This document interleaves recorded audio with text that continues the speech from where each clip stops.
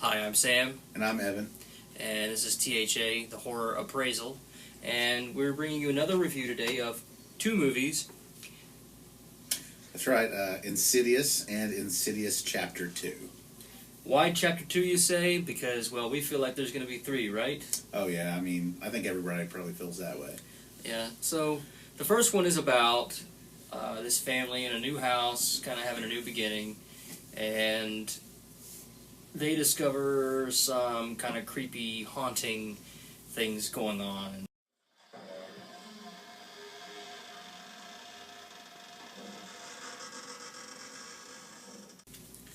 And at first, they really think that, oh great, we've moved into this house and there's all this weird crap going on now.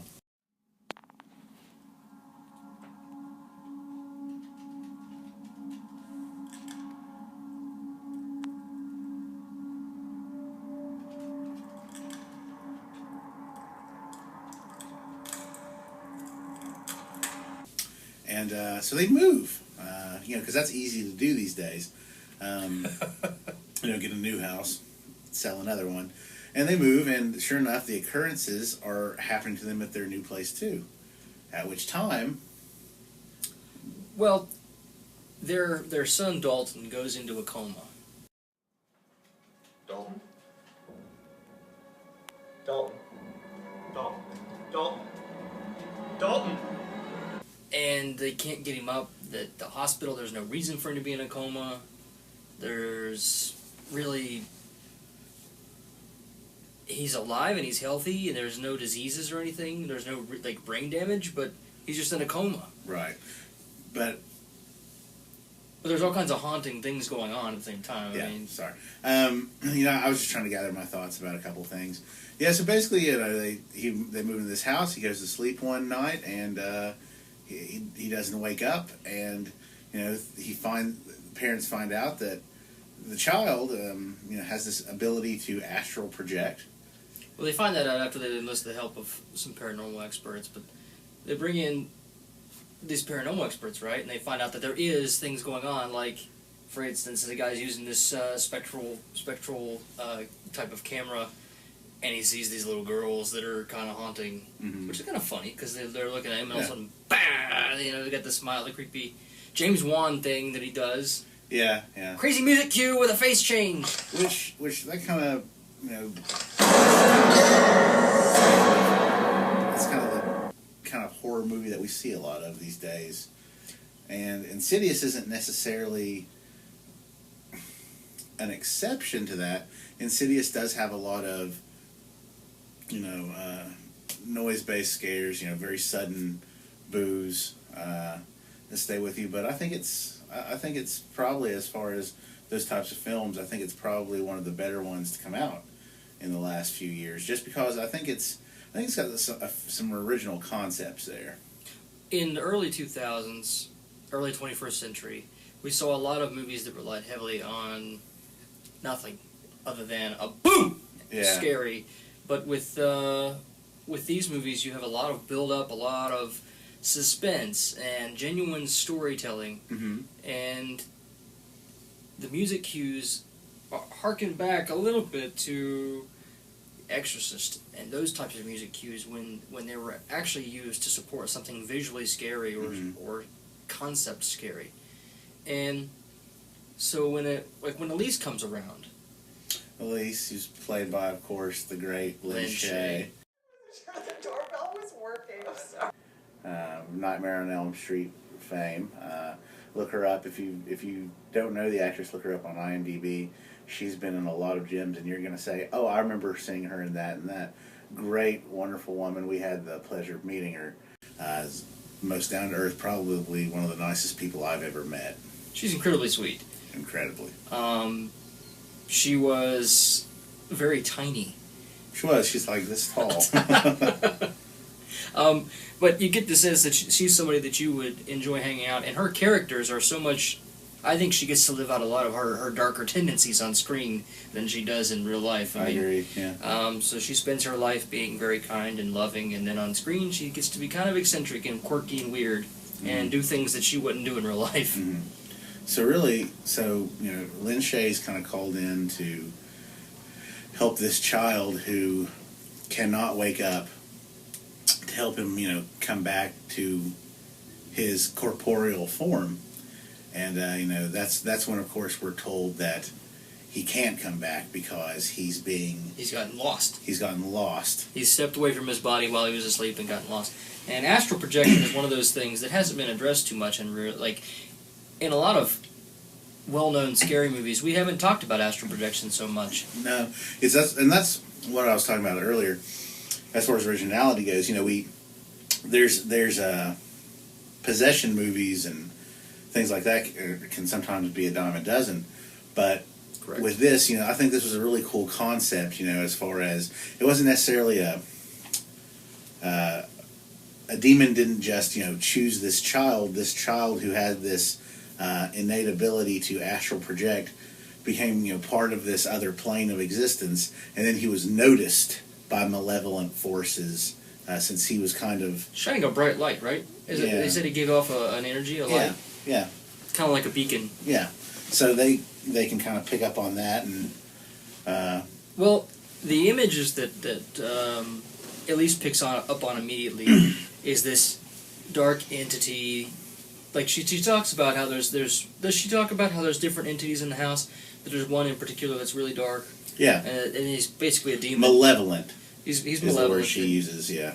And this demon, we defer our opinion on this demon. I think we do a little bit, yeah. I think that he looks a lot like Darth Maul. He's got like this cartoonish kind of aspect to him, and his context is very frightening. The way they introduce him with the crackling of the fingers, the sound, like wood creaking. Yeah, and his body is real creepy, and the music that is associated with him, like it goes down your spine. It's really And then when I see his face, I kind of think of Darth Maul coming out of the shower. That's just me, though. Well, where do we differ in our opinion of this? I don't think after his face is revealed, I don't think it's very scary. I'm not necessarily going to agree with that, but I don't think they were going for this film. I don't think they were necessarily going for we want the thing to stay, hidden, and we don't want you to know what it looks like. They wanted us to know what the demon looked like, and so they gave us, this really cool, scary looking thing that's sharpening its claws while Tiny Tim is playing. I mean, that's a character right there. I mean, that's not just this malevolent, unknown blob with that you can sometimes see a form of. That makes this presence just a real three-dimensional character in my opinion. Whereas let's take The Exorcist in sharp contrast. That was a possession film, of course, and the demon that takes control of her. You take that demon much more serious. The thing is, though, it's two different kinds of things. We're comparing two different things. That's a demon that is not. We're talking about strictly film-wise. That demon doesn't take any kind of corporeal form itself. It exists through Reagan, and that makes it a different kind of scary because we see what this little girl was. She's this normal little girl, and now, of course, she has this presence inside of her that makes her this monster. With Insidious, you don't necessarily have that. It's just the demon itself.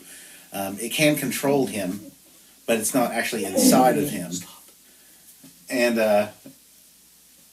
I just think that it's not necessarily that one is more scary than the other. It's just a different approach to it. And because of that, it's okay for us to see what the demon looks like. I think that's pretty cool, actually. And I think that a lot of people have tried that and not really pulled it off very effectively. I feel like it was effective in Insidious. I think it takes the film in a less serious place. I just feel like it's kind of a sense of humor that takes away from the real serious kind of serious aspect you've got, like with The Conjuring. Like, there's not really a lot of humor there for that. Well, that's the same kind of thing that I was harkening back to with The Exorcist. Like I said, it's just different. Here's the thing about The Exorcist: when you see the demon's face, it's not very scary. I think it is. by today's standards, do you think it's scary? Yes. Really? Yes. The white face with the pointy fangs? Yes. Do you think that's scary? Yes. Okay. Okay. I think by showing a demon's face, it takes away a lot of the fear. Just for me. It does. I'm not saying that you're wrong. I think it does. But at the same time, too, it almost makes that thing something that more... I'm going to be really careful with my wording here. Not necessarily something that we can relate to, but like it makes it a character that, we can see its ambitions. You can relate to a demon? That's what I'm not saying. That's why I said I want to be careful. You can more... imagine its ambitions. It's just I think that's just a really cool concept, and maybe I'm alone in it, but if I am. That's cool. It's a very cool concept in the way that it's there and it's constantly watching. I just think the reveal was a little bit. But this is where we defer. On to Insidious 2. Was it as scary as the first one? No. But do you think it was as good a movie? I think it was I'll be honest with you, I didn't really want to see Insidious 2. With the way Insidious ends, just kind of on a cliffhanger, I think they could have ended it there, left the rest to imagination, because nobody does that anymore. And I would have been happy with it. So, of course, because the film did well, they had a sequel. But the good thing is, at least they put it really seemed like they put some thought into it. They connected things from the first film that actually made sense when you saw them. It was a continuation of the story. It was it's called Chapter 2 because it's a different part of the story. And the demon's not there. And the same malevolent force from the first film is not there.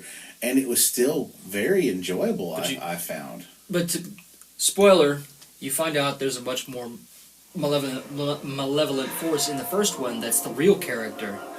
The real source of concern, because it's the woman, the bride, the woman in black, is what's really trying to get after the father in the first one. Since he was a little boy, you find out that's been the chase. The real pursuit, the real plot, because it's trying to get into his son because it wants youth. Ultimately, I mean, in Insidious 2, he possesses the father, and he's got this Jack Nicholson type tendency. He's kind of grinning, and he's real creepy and stuff. He really, the actor, I think it's Patrick Wilson. He's been doing a very good job. He very much, Jack Nicholson is not dead. He very much channels Jack Nicholson from The Shining. Yeah, and he starts looking creepy. I think at one point we said he looked like a drugged out Bill Paxton. Yeah. And he looked like Michael Biehn at one point. I really liked his performance in that film. Yeah, he did a good job. He did a good job. He really looked like a man who was becoming decay with possession. But that's the thing. I mean, this as a horror film, we have a tendency to be very critical of newer films in the horror genre, just because. I mean, let's face it. You and I are about the same age. So we watched a lot of the same movies growing up with a lot of the same effects. And, that was really just a heyday that we may never see again. I think James Wan did a good job of not using That being CG. said, I do think that Insidious is kind of a new classic, especially the first film on its own merits. It's scary. It's got it's got a pretty good story. I think it has originality. Do you think it does a good job of going back in time as well as House of the Devil? Oh. Well, the only thing is House of the Devil was a film that was made to look like it was made in a certain time period. So that's a different kind of can of worms. But it takes an ability to remove yourself from this place and time and go back and make a film in the style that it would have been made in the 80s. It takes a certain talent to kind of remove today's time and go back and... Right. But they weren't going for that really in Insidious. What I mean is film style. With the actual camera work and the music style and the filmmaking itself, not the context. The context is still modern, but it's using a style that's not for the 21st century style horror making. It's not cheap. It's really devoted to the context of a horror movie, not just bucks. You mean just Insidious itself, or the way horror films are made?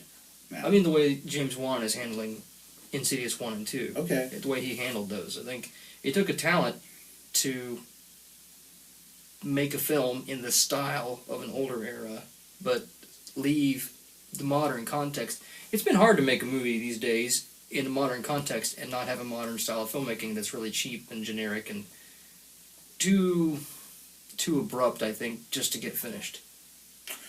I agree. That's what I was saying. I do think that even though I didn't feel the second one was necessary, I ended up really enjoying it. I enjoyed the story. Well, it seems like it was well thought out. Most terrifying film since Exorcist. Do you think so? No. Do you think so? I mean, The Exorcist... It's a totally different level. Yeah. Different ball game. I don't think it's the most terrifying film since The Exorcist. I mean... I think a lot of people have ridden off of review coattails that have referenced The Exorcist. I mean, I think Paranormal Activity is scarier. And these are the people that made... I agree. Some of this crew is the people that made Paranormal Activity. Mm-hmm. I think Paranormal Activity is scarier than Insidious. I agree. And Insidious 2, the most horrifying movie of the year? Not with The Conjuring, if that came out the same year. No, Yeah. not at all. Yeah. How? How does that work? Yeah. Overall, I mean, as far as Insidious goes, I'm pleased with it as a horror franchise. I look forward to the third one. Yeah, definitely. We should go see it. And you should too. Yeah, exactly. But, you know, nothing... When I watch something new, I always find myself wishing in a way that it was as good as stuff that I watched 20 years ago or more. And I really have to get out of that, because it's a new era. People are making films differently. So I think it really it becomes up to me to find what I like about it so I can relate to it. If you had to pick one thing about the Insidious series so far that you really think is its best point as far as a film go and that makes it scary, what do you think that is? Gosh, man. I'm not sure. I guess just it's got a lot of especially the second one's got a lot of concepts and kind of scares that other films do. I just, there's something about, forces trying to invade you that you have no control over that's absolutely terrifying to us. But, that's nothing new. I mean, Insidious didn't invent that. I would say Insidious has done a good job of taking cool horror concepts like that, but just doing their own tweaks on them. I don't think it necessarily adds, a totally original concept. I do think it has some originality with how it deals with certain concepts. But I would say that. That's what I'd say. I did a little experimenting. Okie doke. I've watched both these movies and The Conjuring with low sound. Mm-hmm. Visually, I find, okay, it's an intriguing concept. It's a good story. That's how you find out a movie's a good story. If it still works without a lot of sound, I think that's a good thing. Good kind of benchmark test. And how do they hold up then? I think they did well. They did well with the story. And then when I watch them with the music, I find myself being manipulated physically. I feel my body reacting to the noises that are happening on screen, and that's where I think that's where a lot of the fear comes from. Mm-hmm. So I feel like the best attributes of these movies, as far as filmmaking goes, is the sound. Mm-hmm. The way the sound is delivered and brings out the fear in the movie. So, out of 57 stars, what do you give Insidious 1?